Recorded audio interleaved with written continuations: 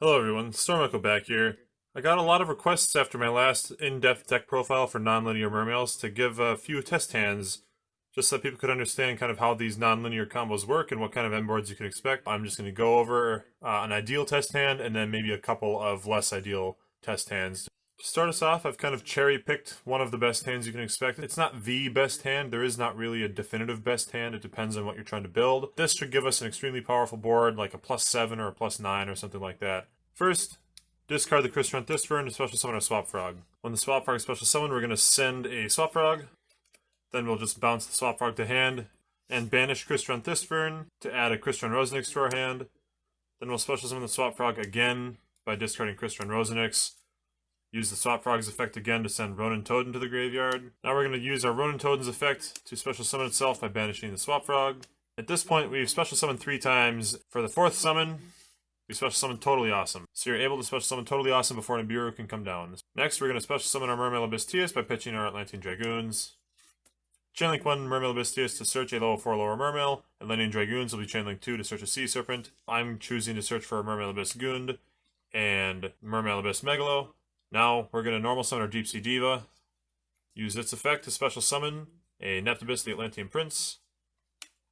Neptibus is going to use his effect, sending Atlantean Dragoons as cost to search an Atlantean Dragoons.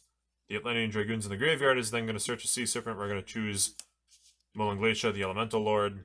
At this point, as you can see, we're starting to get quite a few different possible plays. We have the Crystron Rosenix token in graveyard, that's a level 1. We have Deep Sea Diva, it's a level 2. Neptibus, Mermail Abystius. There's a lot of options available to us at this moment. I am going to start by banishing the Crystron Rosenix to special summon our level 1 machine Crystron token, and then I'm going to properly summon Crystron Halqifibrax. And when I say properly summon, I mean I'm going to use a tuner and a Crystron monster. Crystron Halqifibrax is going to trigger to special summon our Fishborg Launcher from the deck. I'm going to use our Fishborg Launcher and our Mermail Abystius to synchro summon Adamancipator Risen Dragite. Now we have 5 waters in the graveyard, so we can special summon our Merlantean, the Elemental Lord. When we do this, our opponent must discard 2 cards from their hand at random. Next, we're going to use our Merlantean and our Neptibus to go into a Mermail Abyssalatia. You will lose your next turn battle phase for doing this, but a lot of times it's worth it, and I've never had an issue with it. Now that we've opened up some space on the board and our Mermail Abystius is in the graveyard, we're going to special summon Mermail Abyss Megalo by discarding Atlantean Dragoons and Mermail Abyss Gund. Mermail Abyss Megalo will be Chainlink 1 to search an Abyss Spell or Trap. Atlantean Dragoons is going to be Chainlink 2 to search a Sea Serpent, and Abyss Gund will special summon Abystius from the graveyard as Chainlink 3.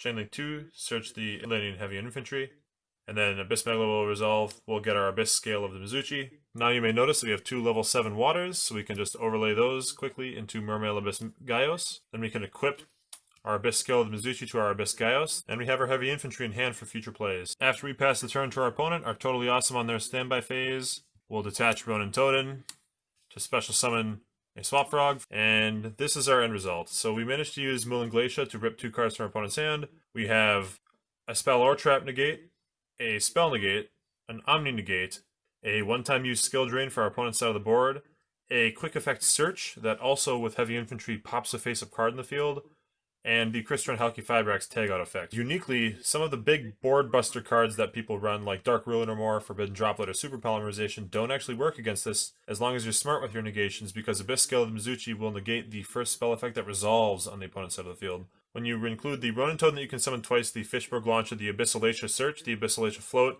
the Crystron Halqifibrax tagout, and the Totally Awesome Recycle, you have 7 cards, potentially more, ready to go for your next turn. This amount of card advantage is why the Merlantean going to the graveyard doesn't really matter too much for this combo.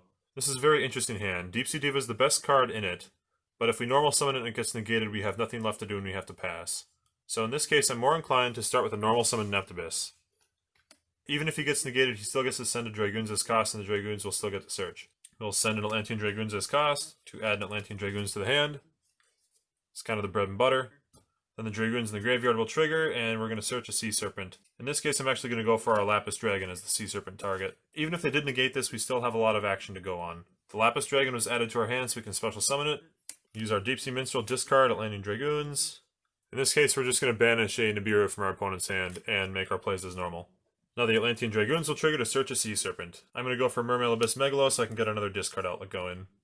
I'm going to play Deep Sea Aria. Aria is going to banish a Atlantean Dragoons from the graveyard to search a level 4 lower Sea Serpent. In this case, I'm going to search an Atlantean Dragoons. Then I'm going to use Mermail Abyss Megalo's effect, discard Dragoons and Neptibus to special summon himself. We'll use Megalo Chainlink 1 to search an Abyss Spiller Trap, Dragoons Chainlink 2 to search a Sea Serpent, and Neptibus Chainlink 3 to special summon a Dragoons from the graveyard. So we'll summon our Dragoons, and search our Abyss Scale of Mizuchi. Now we're going to link Lapis Dragon and Atlantean Dragoons into Crystron Halqifibrax. Halqifibrax is going to summon our Fishborg Launcher again. Then we have 5 waters in the graveyard, so we can special summon our Merlin Glacier, the Elemental Lord, discarding 2 cards from our opponent's hand.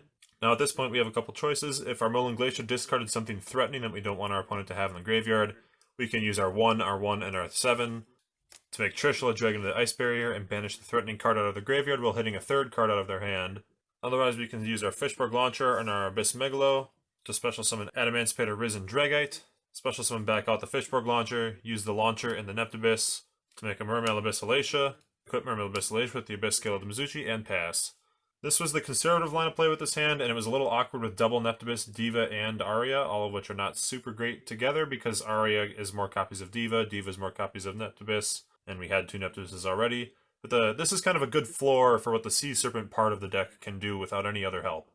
I'll do one more test hand here that will show what the deck can do without access to any Sea Serpents. So for this last test hand, I've taken out all of the Sea Serpent support cards from the deck, and all of the cards that give us access to the Sea Serpent support, such as Neptibus, Deep Sea Diva, Deep Sea Aria, etc. So I'm actually very curious to see where this is going to go. Leaving these here, we're going to flip in Mermail Abyss Pike, Abyss Scale of the Mizuchi, Swap Frog, Ronin Totem, and Monster Reborn. So this hand is by all accounts pretty bad, considering that we have 3 brick cards in it, a Monster Reborn, and a Swap Frog, but there's actually a ton we can still do with this. We have to normal summon Mermail Abyss Pike. He's kind of the linchpin of this combo. Mermail Abyss Pike's going to discard Ronin Totem, search a level 3 water. The level 3 water we're going to search is Deep Sea Minstrel. This only works because we have Monster Reborn, but it could also work if we had any water extended to help make us coral an enemy. Deep Sea Minstrel is going to pitch Swap Frog to look at our opponent's hand and banish a card of our choice. Then we're going to Monster Reborn the Deep Sea Minstrel. Then our Deep Sea Minstrel's effect will activate, allowing us to mill the top 3 cards of our deck, which that's not a great mill, but we did mill a Crystron this turn. Then it allows us to put one of the level 4 or lower water monsters from our graveyard on top or bottom of our deck. Just for the sake of it, I'm going to leave these in the graveyard. Now, the Deep Sea Minstrel has looked at our opponent's hand, and we'll just say it banished a Gameciel the Sea Turtle Kaiju from their hand. Now we have a level 3 tuner and a level 4 non-tuner, so you can Synchro Summon Deep Sea Prima Donna. Deep Sea Prima Donna is going to put that Gameciel right back in our opponent's hand and allow us to special summon any water monster from our deck. In this case, I'm going to go for the strongest individual card in the deck, Neptibus the Atlantean Prince, and now from a hand that had no access to Sea Serpents, in fact all the Sea Serpents were removed from the deck, we now have access to the Sea Serpent side of things. We're going to send an Atlantean Dragoons to add an Atlantean Dragoons. The Atlantean Dragoons in the graveyard will trigger. We're going to search a copy of Lapis Dragon, which will summon itself. Then we'll use the Lapis Dragon and the Neptibus to make a copy of Marincess Coral Anemone. Marincess Coral Anemone is going to special summon our Swap Frog back from our graveyard that we had earlier. The Swap Frog will trigger, sending another Swap Frog to the graveyard. Now we can use our Ronin Totem, banish the Swap Frog, special summon the Ronin Totem, and make it totally awesome.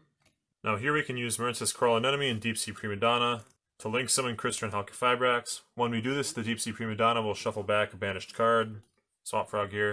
The Crystron Halqifibrax is going to summon out our Fishborg Launcher again.